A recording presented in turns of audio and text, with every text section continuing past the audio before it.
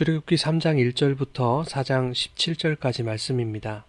3장 1절부터 10절까지는 하나님이 모세를 부르시는 모세의 소명기사입니다. 11절부터 4장 17절까지는 하나님의 부르심에 대해 거절하는 모세와 오래 참으심으로 모세를 설득하시는 하나님의 모습이 나타나 있습니다. 3장은 떨기나무에 붙어있는 불 가운데 하나님이 나타나셔서 모세를 부르시는 장면으로 시작합니다. 하나님이 모세를 부르시는 이유는 이미 2장 마지막 단락인 23절부터 25절을 통해서 살펴봤었습니다. 고된 노동으로 고통받고 있던 이스라엘의 부르짖는 소리가 하나님께 상달되었고, 하나님께서 아브라함과 이삭과 야곱에게 세운 언약을 기억하셨기 때문입니다.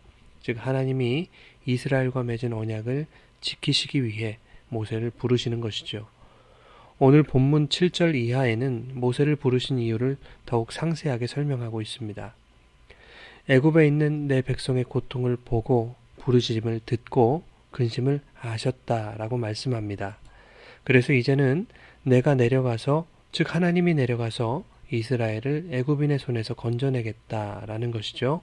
또한 젖과 꿀이 흐르는 가나안 땅으로 데려가시겠다라고 말씀하고 계십니다. 그런데 하나님이 직접 하시겠다더니 지금 모세에게 이제 네가 가라 명하시는 것입니다. 이것이 의미하는 바는 하나님께서는 당신의 약속을 이루어 가실 때에 사람과 함께 하시기를 원하신다라는 것입니다. 10절 말씀이 그것을 잘 설명하고 있습니다. 이제 내가 너를 바로에게 보내어 너에게 내 백성 이스라엘 자손을 애굽에서 인도하여 내게 하리라.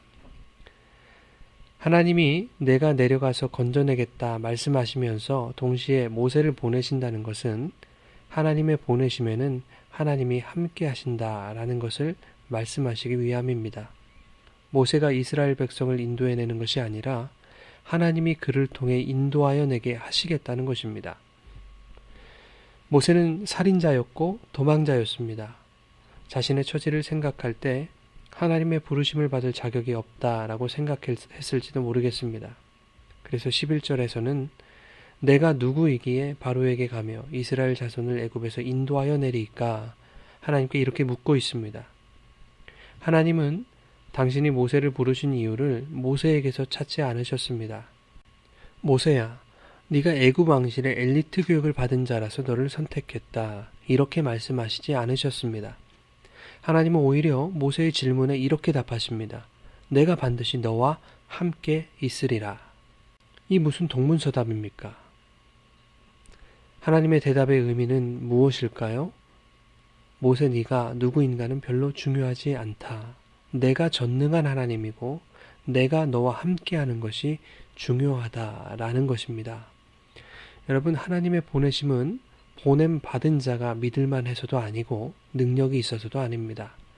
보냄받은 자가 아무리 형편없어도 전능하신 하나님께서 그와 함께 하셔서 하나님의 계획을 하나님이 이루시겠다는 것입니다. 이렇게 하나님께서 함께 하시겠다고 말씀하셨지만 모세는 여러 가지로 두려웠나 봅니다. 이런저런 핑계를 대면서 하나님의 부르심을 계속해서 거절합니다. 이스라엘 백성들에게 가봐야 살인자인 자신의 말이 먹힐 리가 없다고 생각했을 것입니다. 또한 바로왕과 대면하는 일이 그리 쉬운 일은 아니었겠죠. 계속해서 거절하는 모세에게 하나님은 지팡이를 뱀으로 변하게 하는 기적과 손에 나병이 생겼다가 원래대로 돌아가는 기적을 보이셨지만 모세는 나는 입이 뻣뻣하고 혀가 둔한 자다라고 하면서 또다시 거역하게 됩니다. 하나님은 다시 한번 모세를 타이르십니다. 모세야, 사람의 입을 누가 만들었느냐? 나 여호와가 아니냐?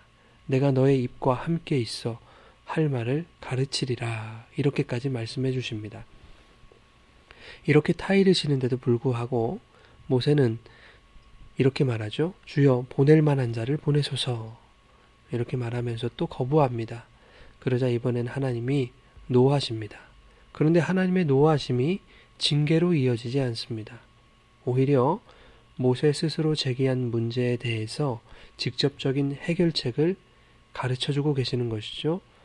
말 잘하는 아론이 있지 않느냐? 그가 너를 대신하여 말할 것이니라. 하나님은 참 좋으신 하나님이십니다. 인간이 얼마나 연약한지, 어디까지 비굴해지는지를 잘 아시는 하나님이십니다. 그래서 그 하나님께서 그러한 인간을 포기하거나 그들의 인간성 그대로 놔두지 아니하시고 당신이 선택하신 백성들이 하나님의 계획하심을 이루어 가시는 데에 도구가 되어지는 은혜를 누릴 수 있도록 끝까지 인내하시고 끝까지 붙들어 주시는 것입니다. 하나님은 모든 성도들의 죄를 오래 참아 주십니다. 그 오래 참으심을 하나님 자신이 이 땅에 내려오시는 것으로 확증하셨습니다. 하나님의 본체이신 예수 그리스도께서 이 땅에 내려오셔서 십자가에 달려 죽으심으로 하나님의 오래 참으시는 사랑을 확증하신 것입니다. 한없이 약하고 끝없이 비겁하며 비굴한 인간들을 성도로 부르신 것은 성도 개개인의 자격으로 인한 것이 아니라 임마누엘 주님이 함께 하시는 그 은혜에 의한 것임을 기억할 때에 오늘도 연약하고 자격 없는 나의 불가능성이 발견될 때마다 힘주시고 일으키시고 가능케 하시는 그 주님의 함께 하심에 감사하며 용기를 얻는 주의 백성들 되어주시기를 소망합니다.